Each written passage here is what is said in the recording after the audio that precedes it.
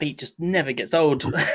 Welcome everybody to Airsoft Radio, discussing all things Airsoft each and every week, whether it's news, opinions, or general discussions. I'm one of your hosts, Graham from Airsoft Nation, and with me, as always, are my two co-hosts, and we've all got a mix-up today. So actually, down here is Jim, aka Platoon Jim. Welcome to the show, mate. Good to see you back again. And of course, we have Sarah, aka Call Sign Tactiquin. Hello. Once again. And our special guest this evening is none other than Phil The Power Bucknall, aka Clearwater Airsoft. Welcome to the stream, Phil. Hi, thanks for having me. I was just so tempted to say Taylor every single time. In my head, I was like, don't say it, don't say it. He's a better shot than I am. Even 10 pints down. Definitely after 10 pints. I couldn't even find the trigger after 10 pints. Well, welcome to the show, and I'm looking forward to having a really fun hour with you today and this evening. Guys, welcome to the show. If it is the first time you have joined us this evening, we are live every single Monday at 8 p.m. GMT, even if I only get home 5 minutes prior to going live. And we are live here on YouTube and Facebook. And don't forget, you can join in with the conversation throughout the stream. Feel free to leave your comments, share your opinions, ask your questions, and we'll be doing our very best to feature them throughout the show. It is a conversation after all. Now, before we get into main topic, Phil, can you give everyone a quick roundup about who you are? Just a quick minute or so. Sure, no problem. Phil Bucknall. I wasn't christened The Power. One of my colleagues at Airsoft Action did that for me. And I've been playing Airsoft now for 28 years, or about that. Started off with model guns that I bought from a toy shop. So that's how far back it goes, when you could actually buy a toy gun without being looked at funny. And I've been involved in various sites, UCAPU, and the Airsoft media more recently, so like the last 3 years. But I've been a player for as long as I can remember. I've always loved Airsoft since I discovered it. I'm a big military, technical weapons, geeky fan of all stuff like that. So it just fits really well with my interests. So the Airsoft media, all this social media stuff is kind of new to me. I'm just learning as I go, and hopefully not making too many mistakes along the way. Oh, I think we're going to have some real fun, interesting topics about social media this evening. So I know it's always a fun and controversial topic, especially with the four of us here for sure, because I know we've got varying opinions. A little sly smirk from Jim there below me. And it's worth saying, Jim, you should feel very proud this evening, since you have been promoted from granddad to just dad of Airsoft, because Phil's just definitely taken that title, at least for this week's show. The old man of Airsoft. Well, we do have a running trend of taking the mickey out of Jim being the grandfather. So, today you have been stripped from that title, Jim. Thank you. Thank you. I feel 10 years younger. I don't.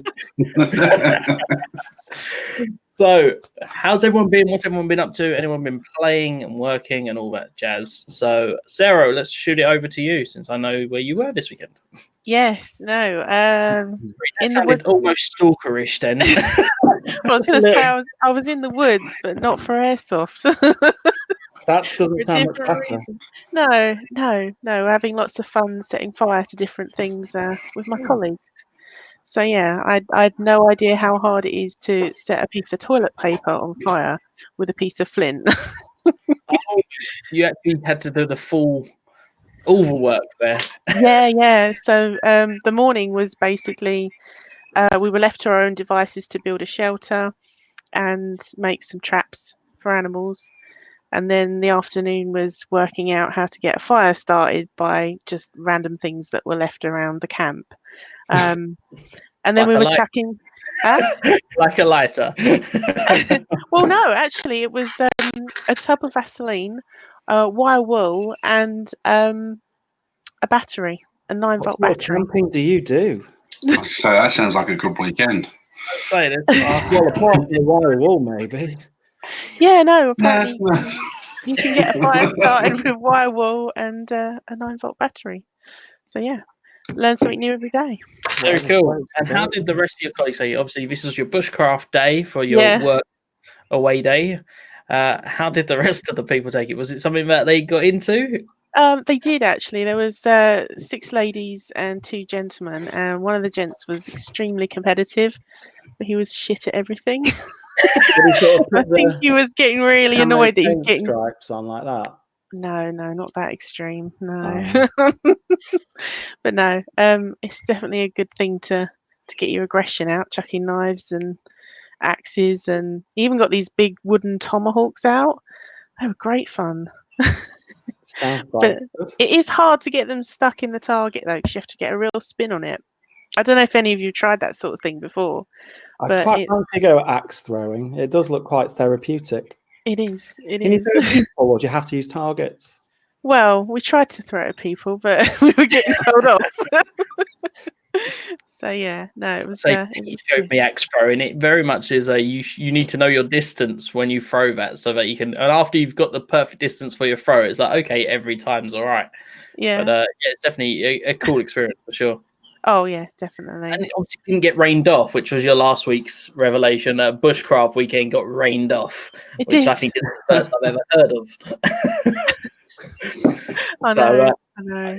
it went opposite this weekend, and you probably burnt the whole weekend. Actually, no, it was really nice. It was a nice cool breeze. Oh, it wasn't a weekend. It was actually a work day, so it was Thursday. Oh So, wow, nice. yeah, no. So it was a day out of the office, which was Very really, cool. really nice. Yeah. And were you at AAA at the weekend? I Or was wasn't. this one No. off? No, this was I all, was this having was a a week weekend off, off. Yeah. giving everyone else a chance. Yeah. Oh, that's really cool. It's one thing, like you were saying earlier about the flint.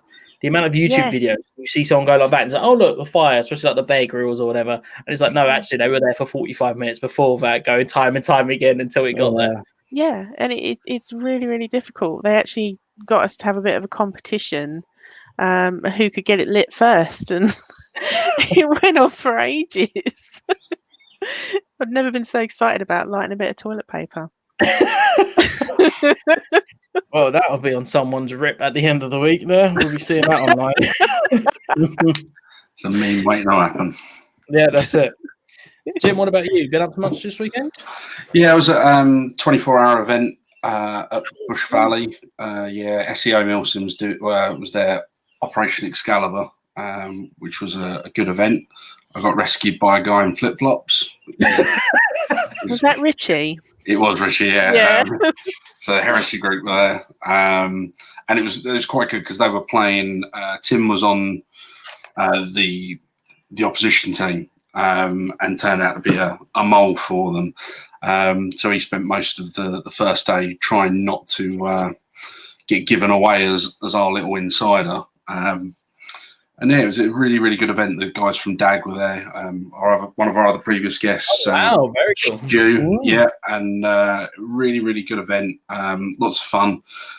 Blisteringly hot on the Saturday though. That was, and what was nice was Terry and Mikey, who ran the event, didn't push people too hard with it. Although it was a immersive 24-hour, they knew the dangers that come with trying to push events like that too hard, and they just they kept it fun, kept it interesting, but made sure that everyone was safe and drank plenty of water. I think we only had maybe 2 guys that went down to sort of symptoms of a kind of heat stroke, but they did everything they could to prevent it. And it's just Catches up on your body, doesn't it, when you're out there?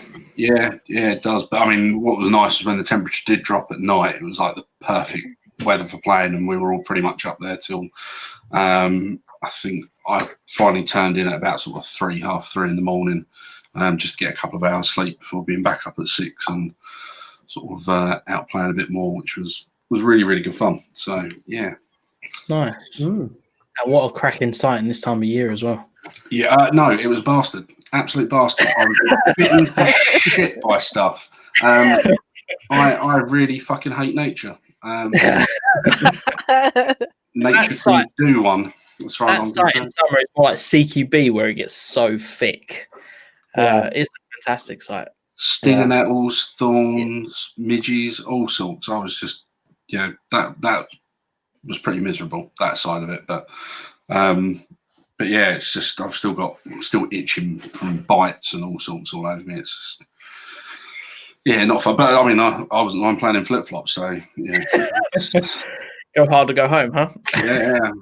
And before anyone says that it wasn't the safety brief that everyone had to wear boots, and I dared Richie to do it, and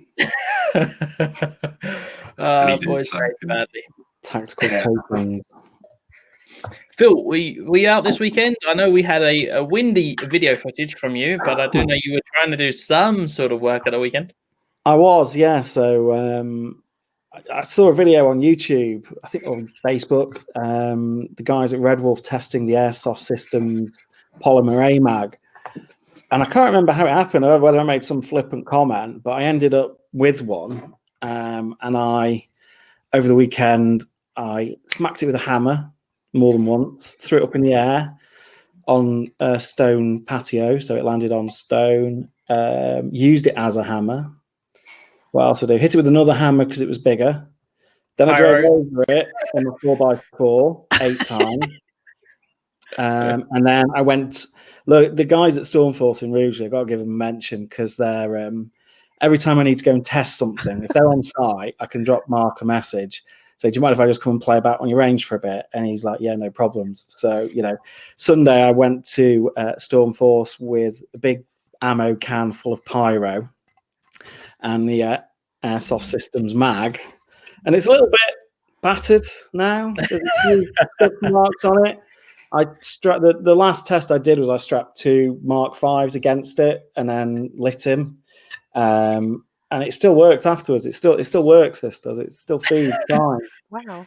So I'm thinking of doing cooking with Clearwater soon and put it in the oven at 100 degrees for half an hour and see what happens.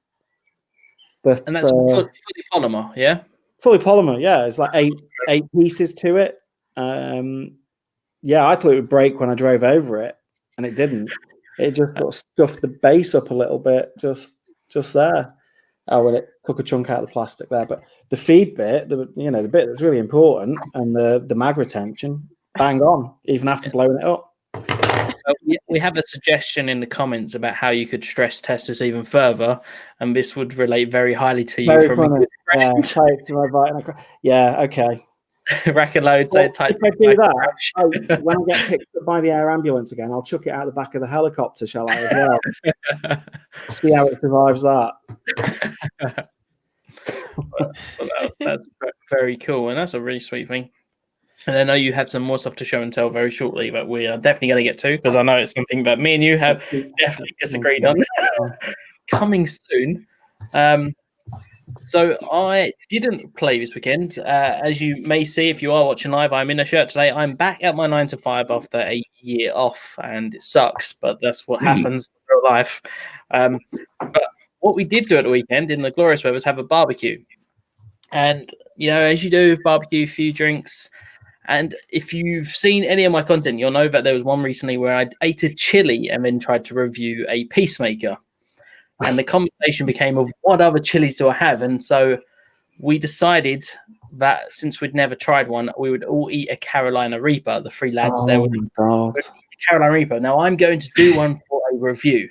So I was like, well, that's fine. I've got a set of Carolina Reapers, got 5 of them. We'll all eat a dry chili. I'll have an idea what to expect. I don't know if you're ever going to see a video of that coming out, because me and one other guy ended up, and if you are eating, you may want to mute this now, ended up projectile vomiting in the garden for a good 10 minutes. And it was pretty vile, to the point that someone else in the group who saw us and hadn't eaten one was then being ill because she'd seen us being ill.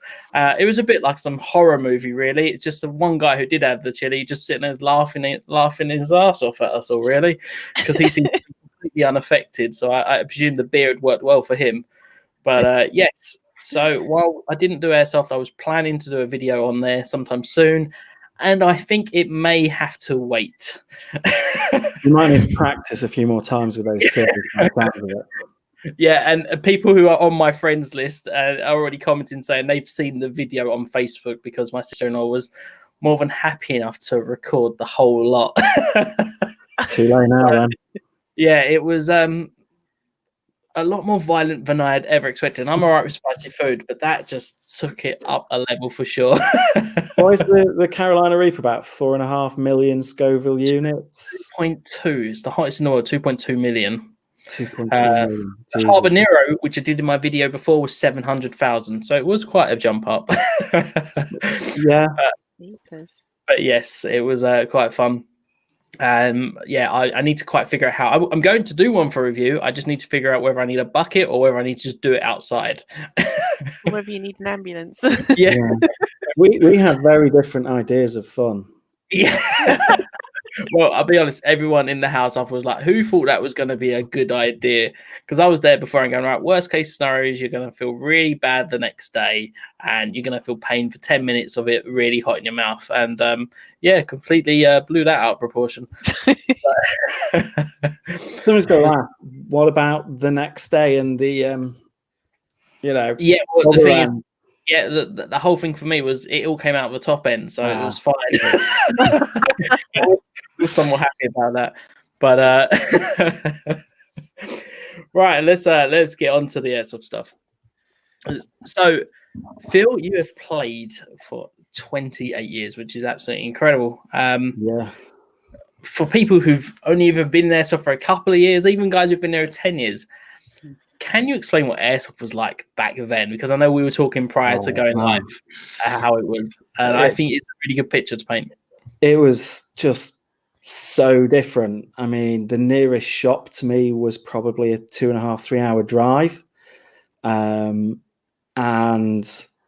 yeah, the only way you could get airsoft content really was in Gunmart.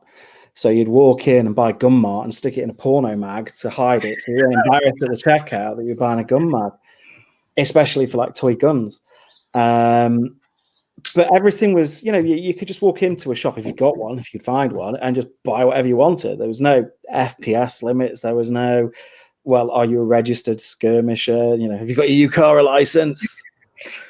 Which doesn't exist, kids. There's no such thing as a UCARA license. There, I've said it. But sites as well. There were a few sites, and there's some bloody brilliant ones. Like I remember playing at Sopley one year, and getting very drunk the night before with Jay, who ran it, and having a fight in his billet with TM Orgs. We hadn't got any safety glasses, so we just went like that, and then God, shooting like that.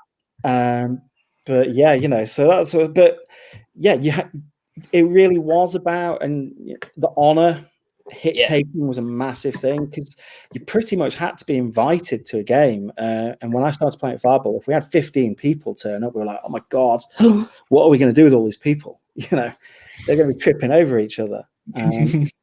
But if you didn't take your hits once or twice, you might get away with it, because let's face it, we've all been hit and not felt it. So it hits your gun or your plate carrier, whatever. Not intentional, but you don't feel it. If you've got a reputation as not taking your hits, you just didn't get to play.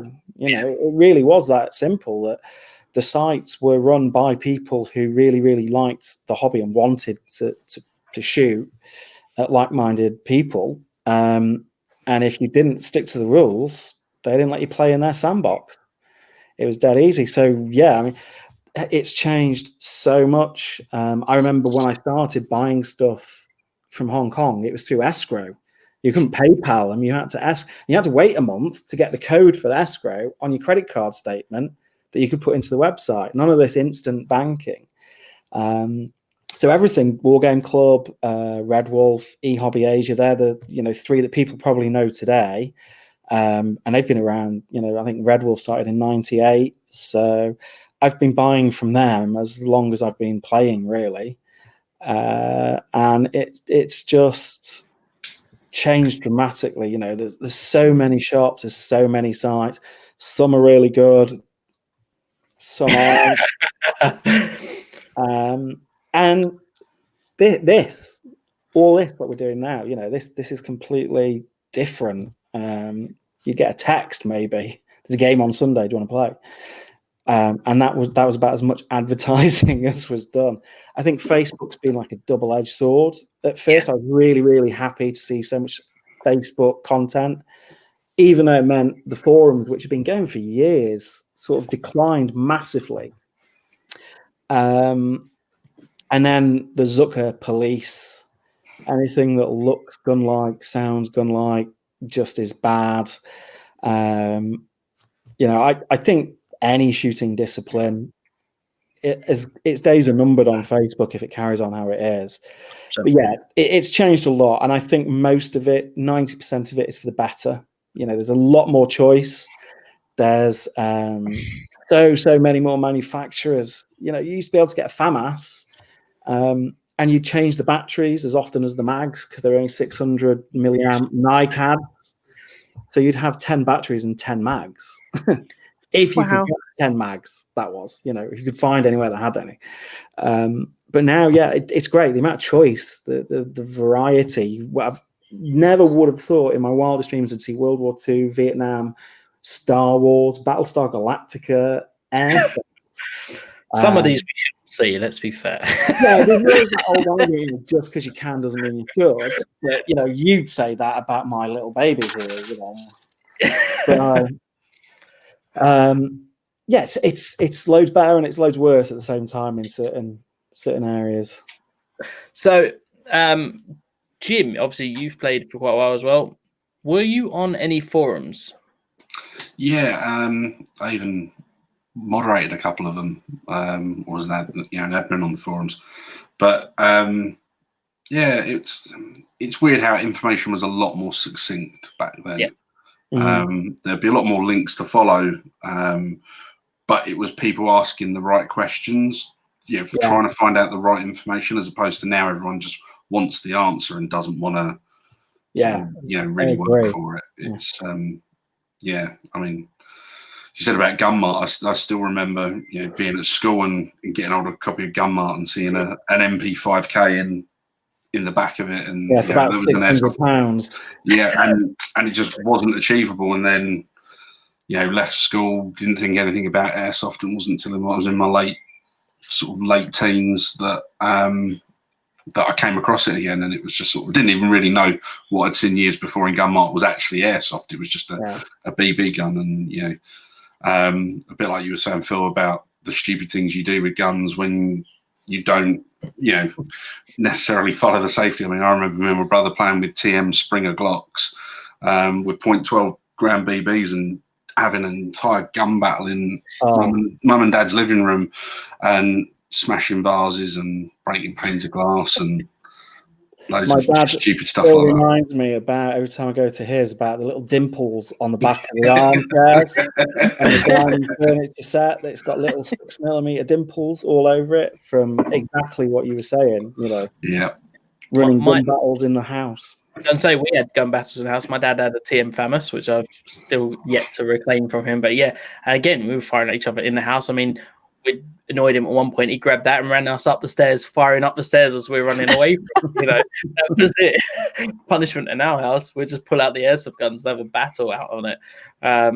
As long as and now someone would video it and put it on YouTube, and everyone would be arrested for some kind of hate crime. Somebody would be triggered by it, no doubt. I mean, I remember before my very, very first game at a proper organised site, which was again down in Reading. I think it was Free Fire Zone, something like that. Anyway, me and my mate Nick were at work, and the bosses were on a business trip, and I got my MP5 and he got his M4, and we'd never been shot with an airsoft like AEG before that. So we took it in turn, stand at the end of the corridor and shoot each other in the back. No safety eye protection or anything. And then again, you know, it was like, how are we going to explain where we missed the dimples on the boss's door to his office? Sort of like, you know, chest height. So just about where his nameplate was on the door. There were little dimples. In BBs. But yeah, that was how we found out how much it hurts, or it can hurt, to get shot when you're just wearing a shirt like you've got on now from about 20 feet, 30 feet away. So now we're going to ask the baby of the group, Sarah, have you ever even looked at a forum for airsoft or even considered one? No, actually. I've never been on one of the forums. Yeah. And I'm not surprised, given I'm one of the admins or one of the new admins on UK Airsoft community. 25,000 members now. It's insane to think how big that group is. The amount of posts that we have to approve daily. And I always used to say to like the admins, I'm like, God, why does it take you so long to approve some of my posts? And now being an admin, I'm like, oh my God, how much stuff is on there? But it is stuff that you could quite easily Google and have 150 different forum posts come up, all relatively recent, giving you your answer. Yeah. It's just not done anymore.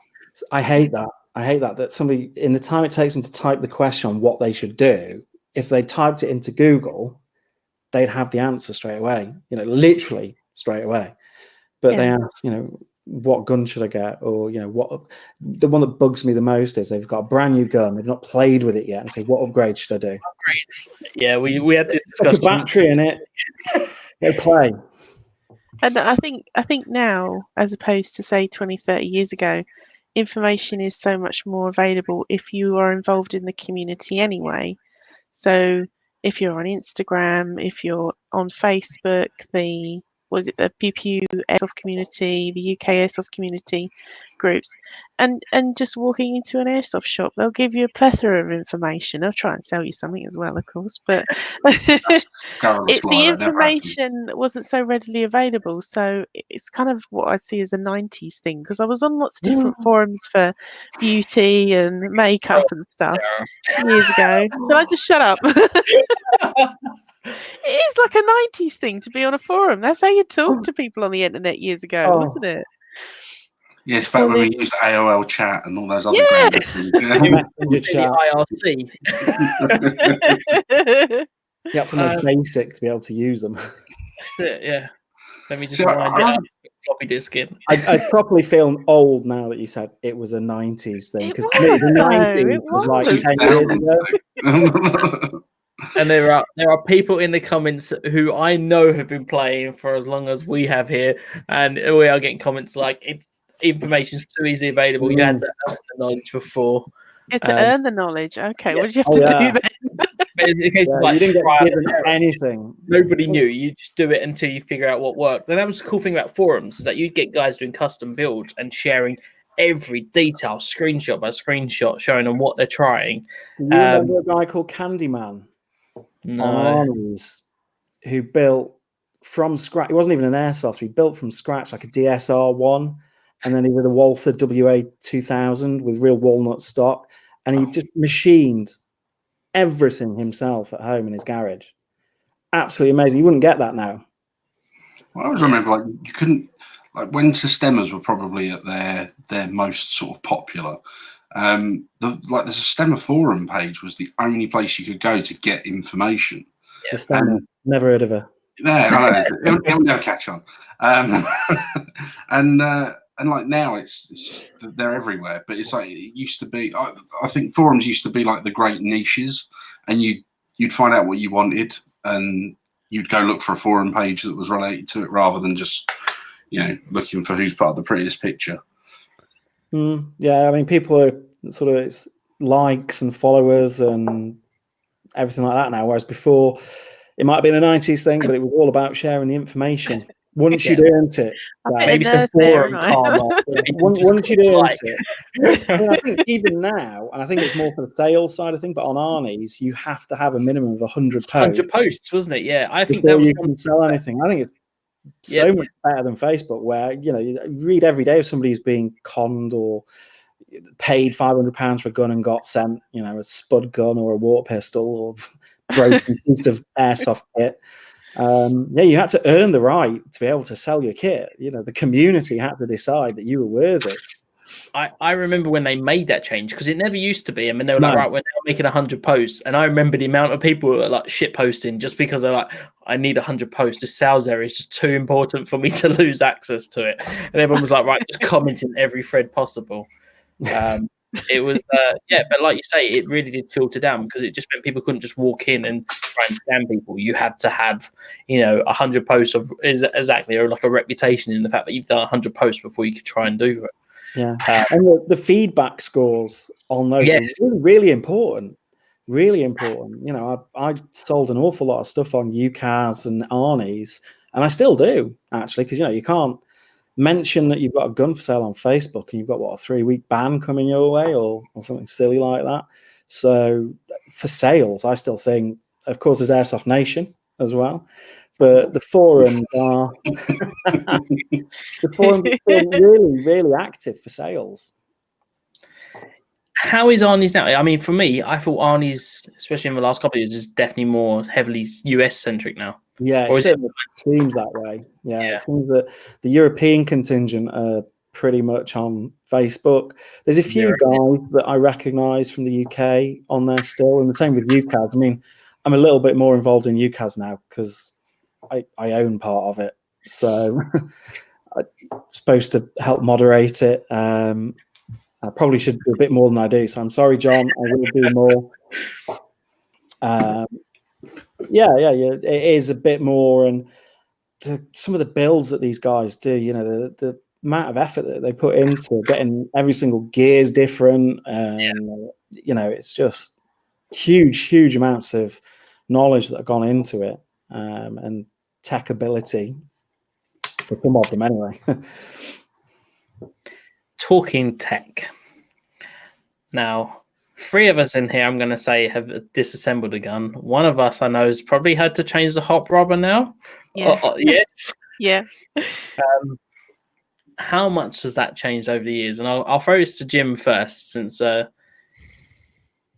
I don't think it's changed that much in terms of like the parts are always out there. I think there's more parts now, and there's more of an emphasis on like availability of parts. Like there's a lot more shops doing them than there used to be. But it was one of those. I remember buying a DVD, which was like how to repair airsoft guns.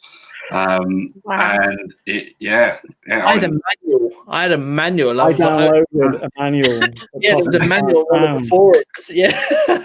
I managed to find this. I mean, it's a shocking as shit DVD, but it was just like it's the equivalent of what YouTube's become now. But I had to seek it out, whereas now you can just go onto YouTube and type in the brand of the gun and find a video on it, and I think that's sometimes a good thing. But I think there's never people don't stop and ask themselves, should they take this gun apart? And if I hear one more time from someone that, well, I'm an engineer at work, so I should easily be able to take apart an airsoft gun, and it's like, that's deadly simple to do if you know what you're doing, but you have to muck it up. You have to say, don't do it with your only gun. Well, just if you do, be prepared to take responsibility for it, because again, like the worst thing that I get in the shop is someone comes in and goes, well, I've just changed the spring on my gun and I've uprated it to the highest spring I could find, and now it suddenly stopped working. And it's like, okay, you haven't understood the principles of what you're doing, and it's not that you've got to be an engineer or anything like that to do it. They're toy guns at the end of the day. They're not that difficult, but you still have to have a little bit of understanding, and you can't just throw in a high torque motor to something just to make it better. And I think like Phil touched on it earlier about you can't just upgrade a gun straight away out the box. Like, I think probably for every time that works for someone, there's 10 times that it doesn't work.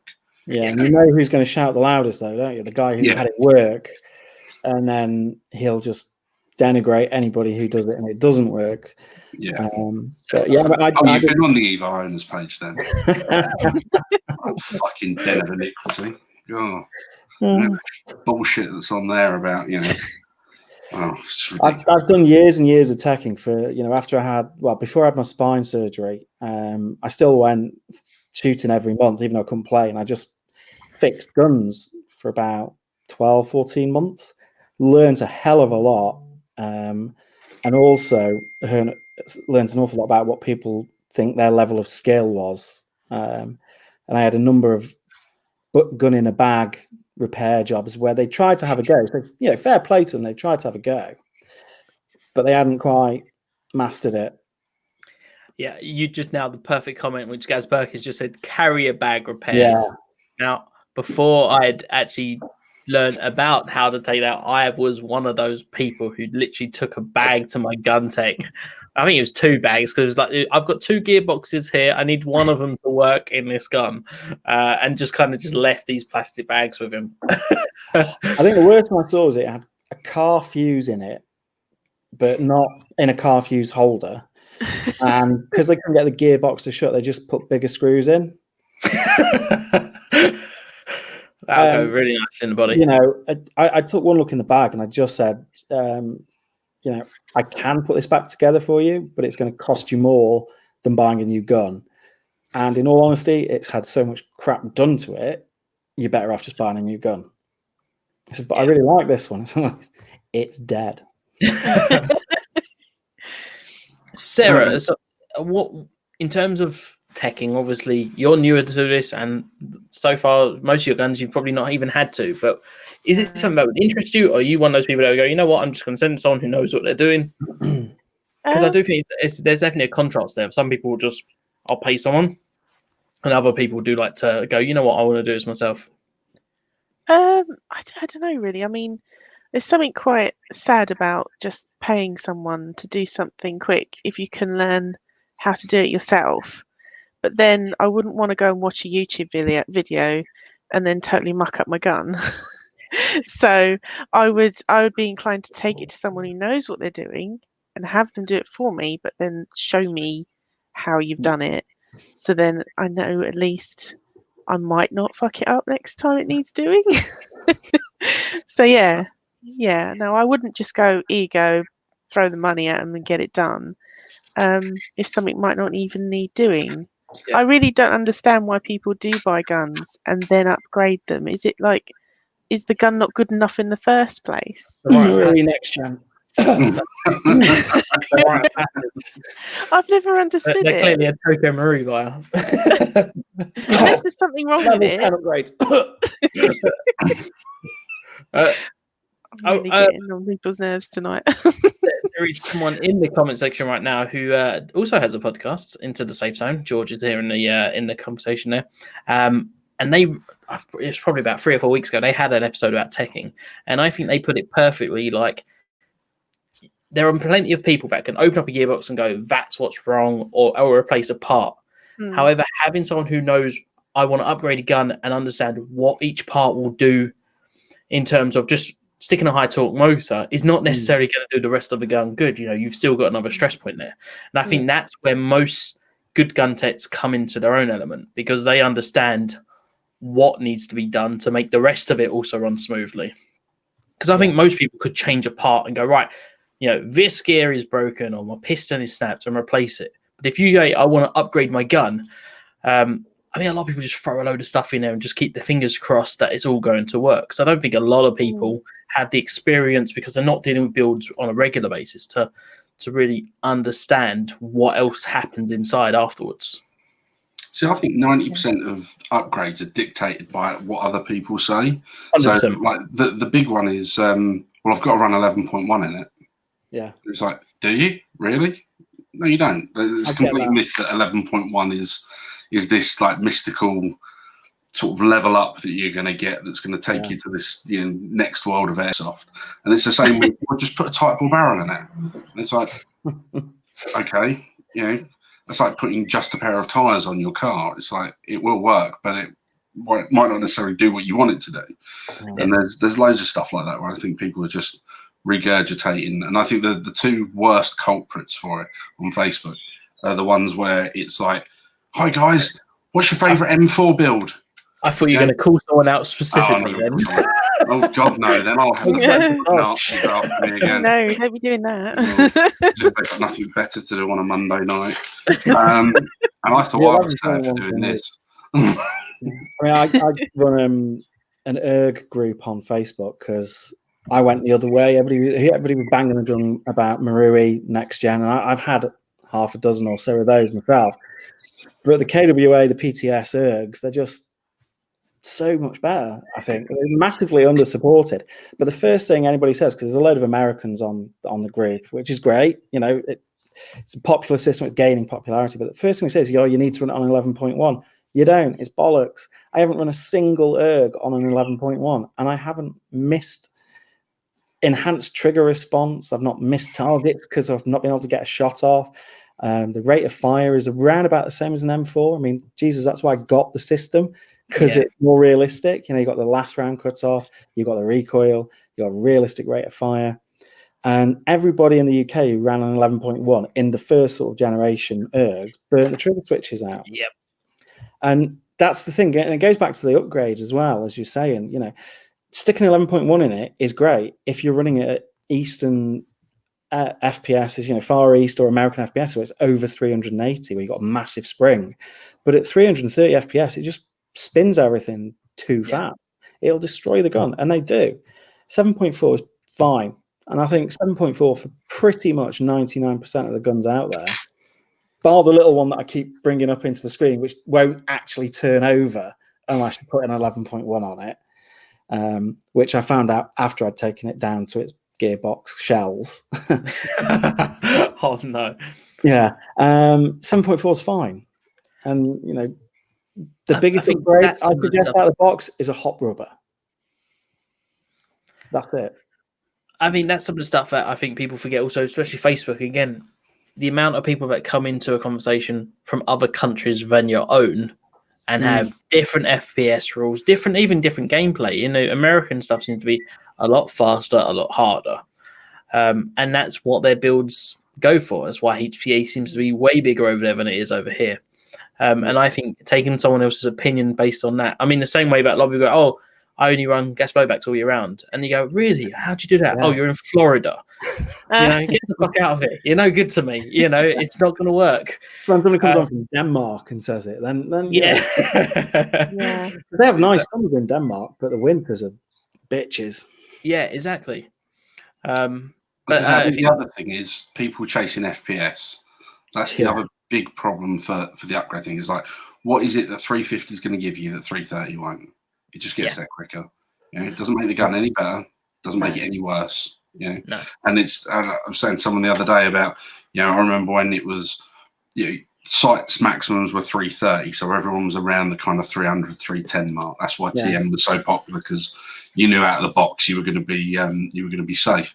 And then, you know, the limit started to get upped, and everywhere was 350. And then it's 350, well, plus or minus, so that actually means you're allowed up to 360.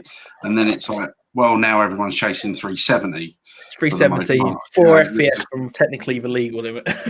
Yeah, but the problem is, as soon as you hit 370 and it gets warmer and all the seals swell, the spring's a bit softer, not much, but it's enough to make a difference. You know, you're suddenly doing 378, and then you've got a Section 5 firearm, and, you know, that's supposed to carry a 5-year mandatory jail term. So the biggest and best change I've said to people, and I stand by 100%, you want a bit of extra range, switch from 0.2s to 2.5s if you haven't already. I use 2.8s, and I don't have any extra range over the 2.5s, but they seem to fly a lot more consistently. But yeah, switch to 2.5s. I gained about 10 meters by just that one change. Yeah. And not running your gun on a flat battery as well. I think that's like another massive mistake that people make throughout a day, is like, have a couple of batteries, switch it out, because especially if you're running a low milliamp battery, the more that wears down, the more pressure you're putting on the gun, and the less performance you're getting out of it. And it's just sort of like the amount of people that you see just run a gun until getting the last drop out of each battery, and then they wonder why their lipos all start to swell up and, you know, have issues. Or they turn up to site with flat batteries. Exactly. I've got a lipo just over there that's slowly but surely going to have to be thrown out very quickly. I took out my rifle the other week. I was like, "Oh, this don't look good. I'll leave it on the side for now." But I'm very wary. I'm gonna have to get rid of that one soon. It's interesting to say just about batteries, and the amount of people that I know turn up to site with a flat battery, hoping to get it charged before they play. And you wonder why, you know, it's like, as much as there's smart chargers and fast chargers, there's still only a certain amount of charge you're going to get in, you know, less than an hour when they're charging 4 other batteries. Yeah.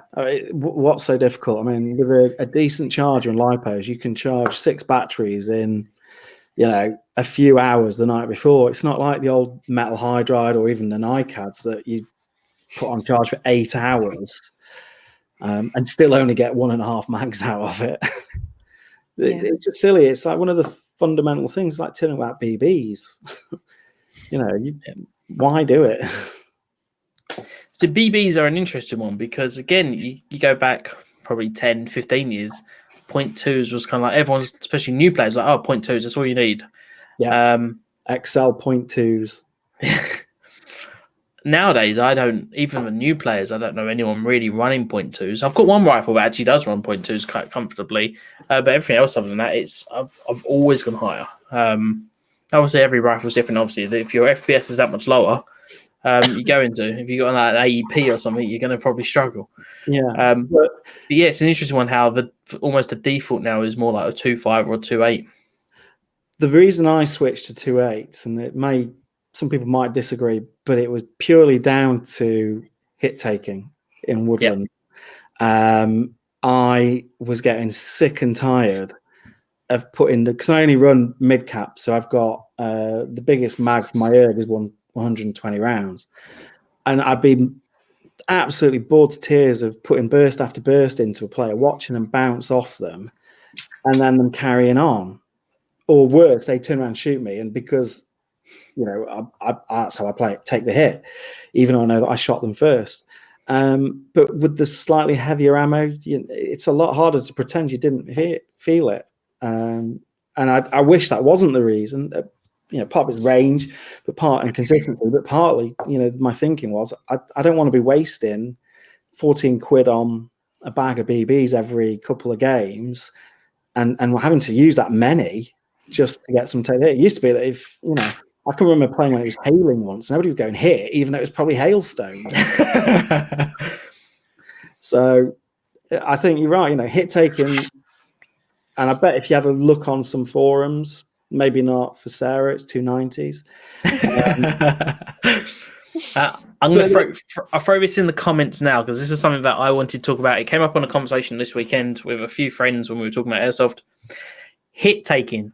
Do you have more issues hit taking in CQB or woodland? Because I was outnumbered. They said woodland people took their hits better. I've always argued CQB has definitely been a better game for hit taking. CQB hit taking is much because you're so much closer.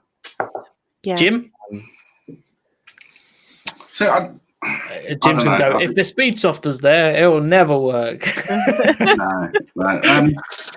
I think it's more about the type of player than where you're playing. There's a lot of people that you see turn up, and sometimes you can just tell from the way they carry themselves and the way they are in the safe zone that they're going to be the ones that are not going to take their hits, and it usually comes with quite a big ego behind it as well. Or I've got the best gun, I can outrange everyone, and blah blah blah. And it doesn't matter if it's indoors or out. I mean, I think I've personally seen more issues outdoors.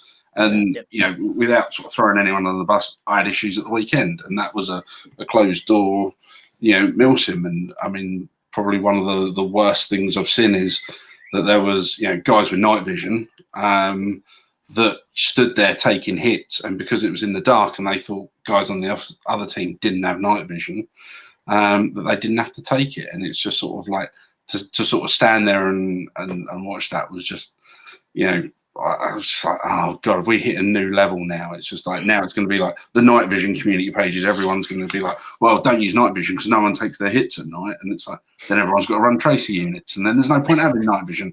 And all these really cool tools start to fall by the wayside because, people can't be trusted to play with them sensibly. But it's, yeah, I've done several milsims now where I've had issues with hit takers. I've did the battle sim recently where there was issues with hit takers. I think it is the players you get there.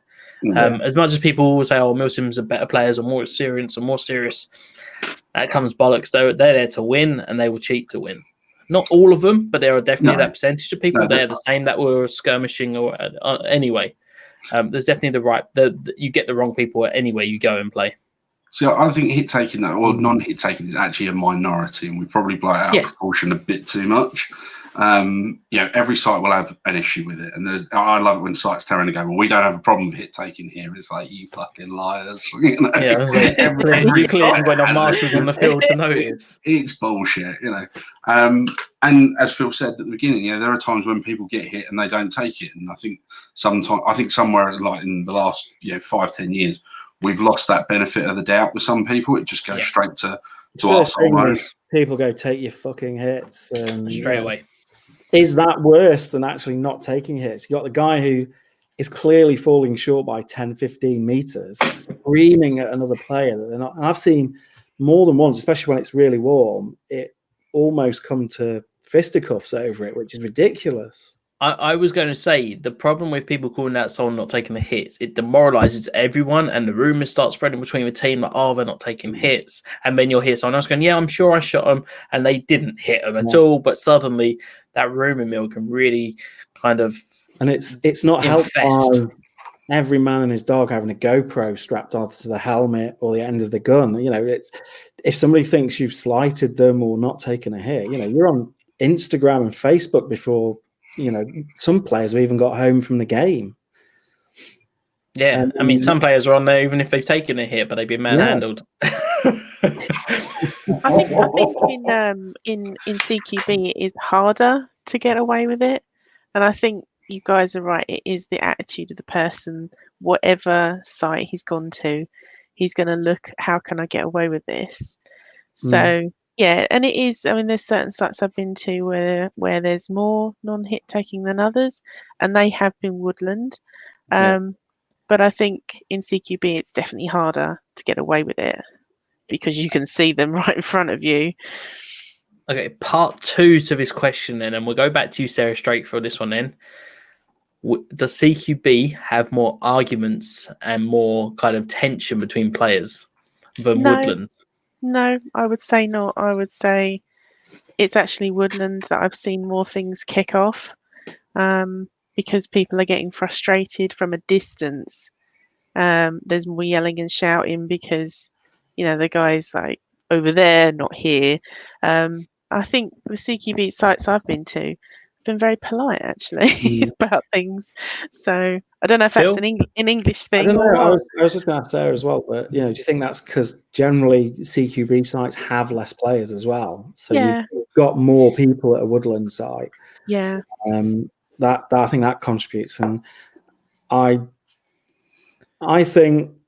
I mean, I don't play a lot of CQB. I do woodland, and I like to do flat woodlands because me too. So CQB normally involves huge numbers of flights of stairs. If there was a CQB site with a lift or elevators, travelators even, I'd be all over that like a tramp on chips. That's where you need to go to AAA. It's just one level. I do. One of the things I like to do when I'm not in as much pain is play a few more different sites. My home site and one I've always felt an affinity to is Fireball, because that's where I started playing, and I love the site there. In fact, you know, I'm going there next weekend with my son, which is something I've waited 14 years to be able to say. Oh. And he loves it. He started playing recently. That's why recently as well, I've been looking at guns that don't recoil, that don't cost 500 quid a pop. And I've had loads of fun with guns like that. And I suppose that's sort of given me so I'm not that bothered if, you know, if I think I've hit somebody but they don't. I you know, I'm there to really enjoy it, and I think some people lose sight of it's a game. Just enjoy it, you know. I completely shrug it off. Any game I'm at, it doesn't matter if it's military. I couldn't care less. I'm not a very good player. I never claimed to be. I mean, I was there at Battle Sim, and people are like, oh, it's Graham from Airsoft Nation. Yeah, I'm dead again. You know, it's what it is. I couldn't care less. It's more the fun side to me. I did lose my shit once. I'm a bit embarrassed to say it, but I got accused of cheating, and it really struck a chord because, you know, I've been playing for so long. I'd take a hit even if it was somebody just, you know, clearing their gun before they went back into the safe zone. I've always prided myself on, and yes, I know I've probably been hit and not taken it because I didn't feel it, like I said at the beginning of this conversation. But when somebody out and out accused me of cheating, it just really got my blood up. It was a hot day and I was tired. I probably overreacted, but, you know, we're all human at the end of the day. But yeah, shouldn't react like that. I think it does bring the game down. And to whoever it was that I got angry with, I apologize.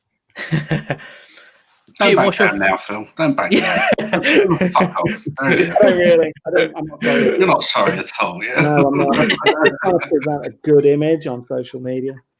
Jim, CQB, tempers rising more or not, would you say? No, I think it's the same either. I would say in defence of the cheat calling thing though, and I'm not saying that everyone should do it, and I'm not saying it should become the norm, because that would be really, really sad if it did. However, sometimes I think it is actually quite a good tool, because there are some people that will either get shamed into not coming back by it, and if they are cheating, then they shouldn't be doing it. If they're not cheating, then again, benefit of the doubt needs to come in. But there's also nothing wrong with people being passionate about what they're doing, and they've paid their walk-on money too. It's their ammunition that they've bought, and why should they waste it on people that aren't playing within the spirit? Because effectively, I mean, those people are going to win. And the sad thing is, I think there are too many sites now that will turn around and go, well, I didn't see it, so I'm not going to do anything about it. Yeah, that's a big one. Or when somebody does complain to a marshal and say, who was it? Go, oh, he was in camouflage by Yeah. It's like, look for the guy that's offended because I've just called him a barrage of names. It's that guy. That's how it makes it easier to know. And like I say, it's not the best way of doing it. It's not the most grown-up way of doing it. But there are times when I think, some people do just need to know that they've crossed the line, and sometimes being too gentlemanly about it and going, oh, well, I'm being a good sportsman by walking away. It's like, well, you're actually not being a good sportsman because you're not protecting the sport or the game, because it's not sport. Yeah. You're not protecting something that that you love doing. And again, yes, there are probably better ways of doing it, but that comes down to the sites, how well they're marshalled, and whether they've got a zero tolerance sort of policy. Yeah. Would you say? Go on, sorry, Jim. I was going to say the amount of sites I've been to where they say we have a zero tolerance on people not taking their hits, and those are usually the worst offenders. And it's just sort of like you just go, oh, great, oh, we're hit takers. It's like, no, you're a bunch of elitist arseholes. So, would you say? Oh, I lost my track of thought, man.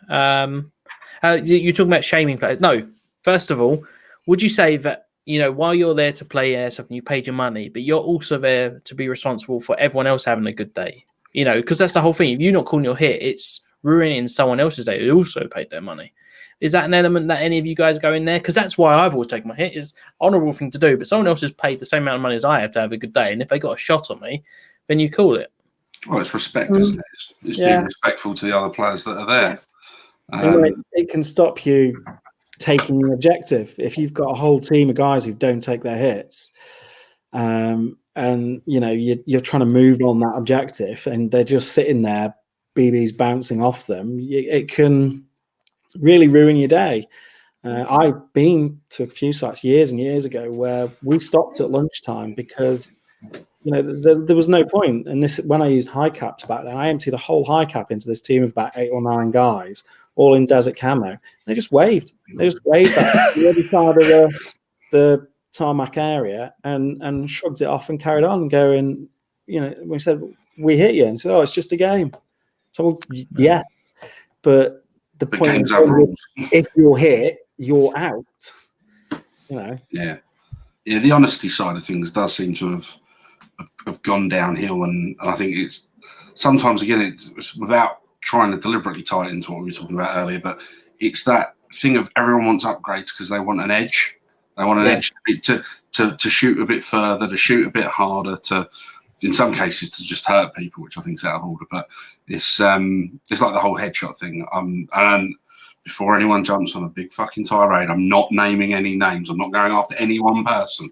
In fact, I had a conversation earlier on with someone where they were saying, would you remember when, and there was a site that we used to play at where it was like headshots didn't count, just to discourage people shooting at people's heads, and I sort of was like, oh shit, yeah, that was actually more fun when that was the case, because if you did get shot in the head, it was an accident, it was a ricochet or something like, because people weren't aiming because it didn't matter, and it's sort of, okay, it's slightly different to the way a lot of sites do it, but in some ways I think it was a little bit more sort of pure about it. But it's now it just seems like everyone wants to shoot people in the head. That just seems the aim of the game. And if they can't do that, then they're not you're not going to take your hit at all anyway. So we must injure everyone and call. There's more videos about iPro and stuff now. And I saw one before I even came on here tonight of like, oh, this is why we need to have great iPro because someone's lost their eye again. And it's like, well, because probably he's been shot by someone with a gun that's twice as powerful as it needs to be.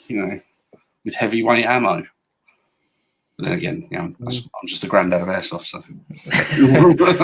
Roll back to the Grandmaster 0.29s. So you also saying about shaming players. Cameras, is that helping or making it worse? And I know that's a conversation that's way more in depth than we've got time for, but let's get your thoughts on that one. That's another hour episode at least on Yeah, I know. I think cliff notes. There's some good airsoft footage, but some of the videos that I've seen on YouTube, everybody gets a camera and then they just post everything, onto YouTube or Facebook, and you've got 45 minutes of looking at feet, bushes, arms, and then 5 seconds of them shooting at people. I think, if you're going to do it, try and do it a bit better, edit it.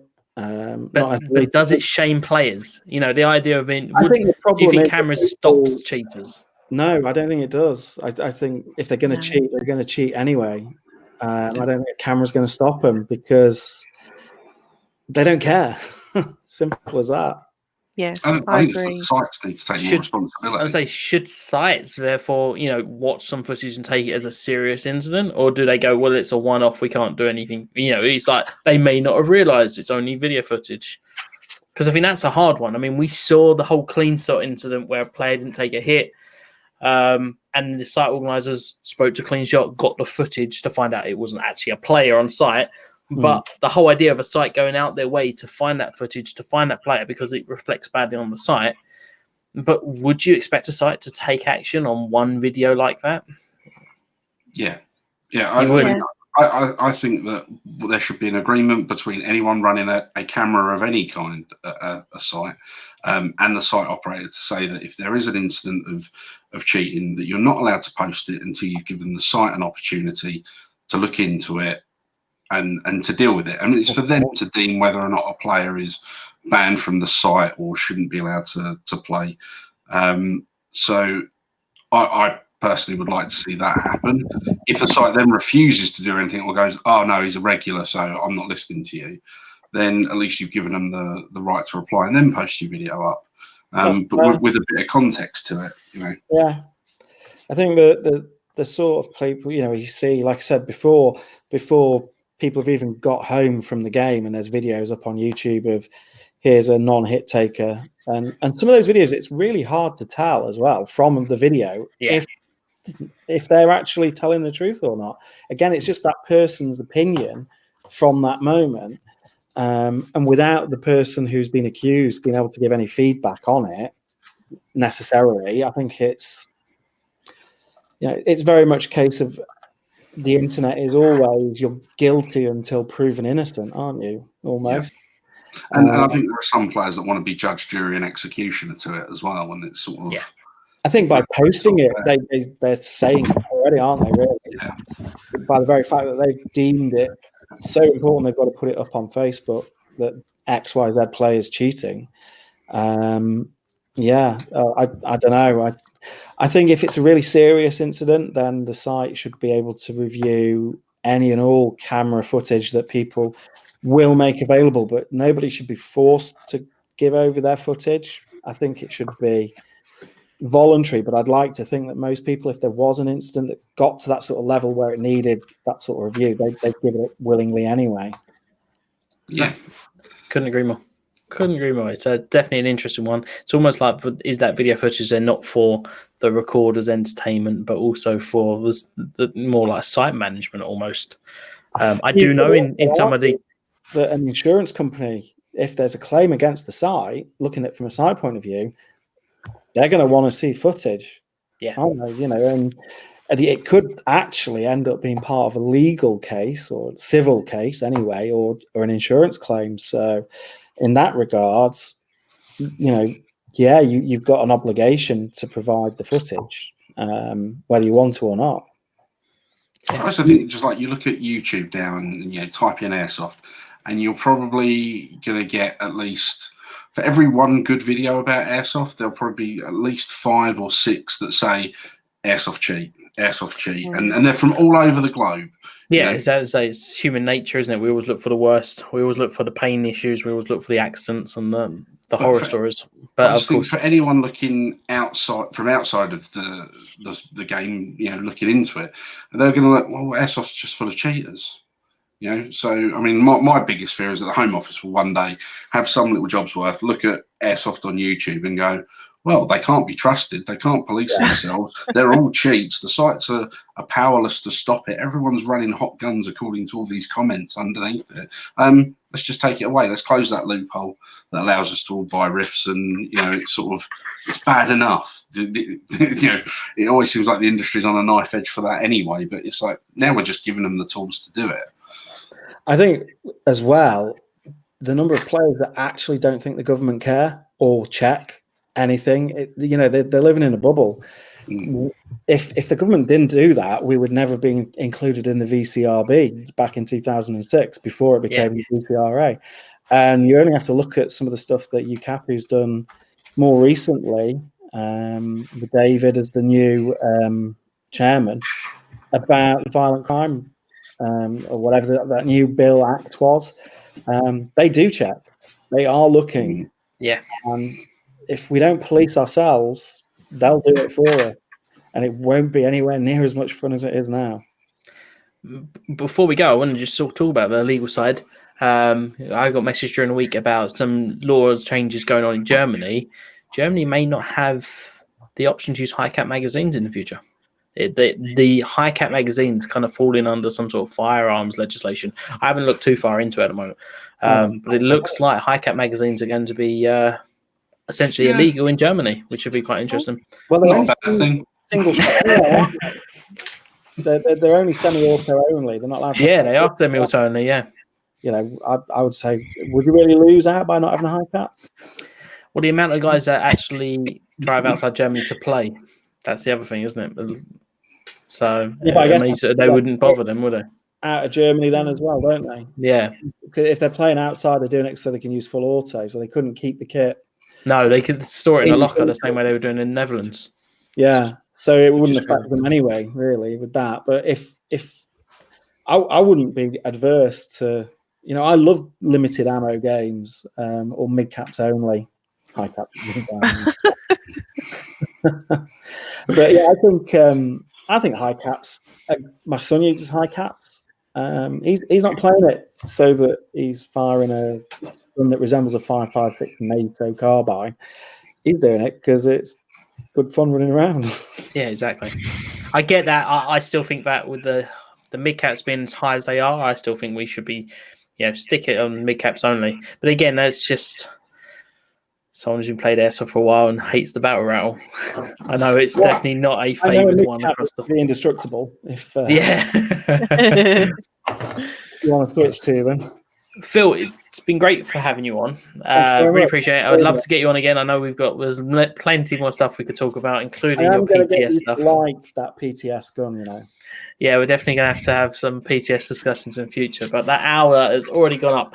How can people find out where to find you, and what have you got going on? On Facebook, Clearwater Airsoft, or on Instagram at Clearwater_Airsoft. At the moment, I'm reviewing some of the budget mid-end Spectre Arms guns. I'm doing a DMR project using Uprol supplied parts and gun. So that'd be quite interesting to see how that pans out, especially with the FPS discussions we've had. And yeah, I'm just constantly looking for stuff that interests me that I can share with people, or topics that, I think are worth talking about. Well, it's been a pleasure having you on. I look forward to more of your reviews and thoughts and insights, and especially the magazine, if it survives any more beating up. Sarah, what's going on with you? Where can people find you? You can find me on Instagram at _tactiquin. I'm on Twitter at the same name, and I am on Facebook at the same name. Got anything going on this week? I haven't actually. I've got a chill weekend coming up, and I'm so looking forward to it. I'm going to do Very nothing. Nice. So the weather's good for it. Jim, what about yourself, mate? I'm going down to see Alex, who was on the show last week, down at Reaper Ops on Sunday. And if anybody wants to get in touch with me via Instagram or whatever, don't. I mean, just don't. Save yourself some time. We're never going to have an interesting conversation. You just prepare for disappointment. Pretty much. I mean, especially if you're like, what's the best gun you're going to buy? It's like, nah, don't really care. Watching Netflix, trying to convince my girlfriend to have sex with me, normal adult stuff, I'm a little busy. But yeah, right. Social media is overrated. Pimp Daddy of Airsoft has spoken. Guys, that is all we've got time for this week. This week, I've got my Viper VX utility rig coming out review and the GBLS, which I also know Phil's reviewed in the past, coming out very shortly. I just need to find time to get the finishing touches on the video. Thank you so much for watching. Tune in next week as we're going to have another fun-filled show as always. Phil, thank you once again for joining us. You're very welcome. Thanks for having me. Thank you again, and we will see you all next week. Bye for now. You were waving.